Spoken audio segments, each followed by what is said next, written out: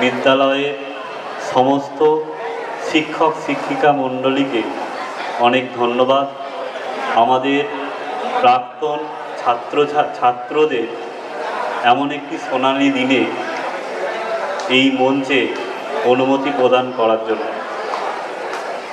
নালিকুল দেশবন্ধু বাণী মন্দির, এই যে ছাত্রছাত্রীরা আমাদের যে মন্দির নামটা, এই নামের সঙ্গে কিন্তু আমি যথোপযুক্ত একটা অর্থ দীর্ঘ 8 বছর পড়াশোনা চলাকালীন আমি কিন্তু এটা খুঁজে পেয়েছি। যেমন মন্দিরে ভক্তি, শ্রদ্ধা, বিনয় ভাব সবসময় চিরবিরাজ করে, সেরকমই নালিকুল দেশবন্ধু বাণী মন্দিরে শিক্ষক শিক্ষিকা তাদের সহচর্যে এবং ভালোবাসা এবং যত্নের সহিত আমাদের যে শিক্ষায় আলোয় আলোকিত করেছে, তার জন্য আমি প্রত্যেক শিক্ষক এবং শিক্ষিকার কাছে অসংখ্য ধন্যবাদ জ্ঞাপন করছি। এবং আমি তথা আমাদের 2008 ব্যাচের প্রত্যেক ছাত্রছাত্রীর হয়েই এই কৃতজ্ঞতা স্বীকার করছি।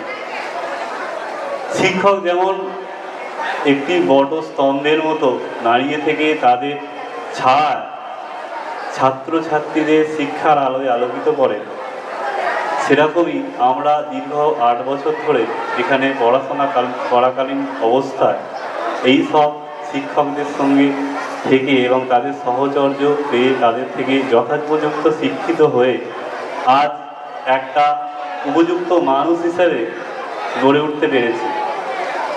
এবং ভবিষ্যতে আমরাও একটা স্তম্ভের ন্যায় যে আমাদের জুনিয়ররা রয়েছে তাদের এই শিক্ষার আলোয় আলোকিত করার চিন্তাভাবনা নেওয়া হয়েছে। এবং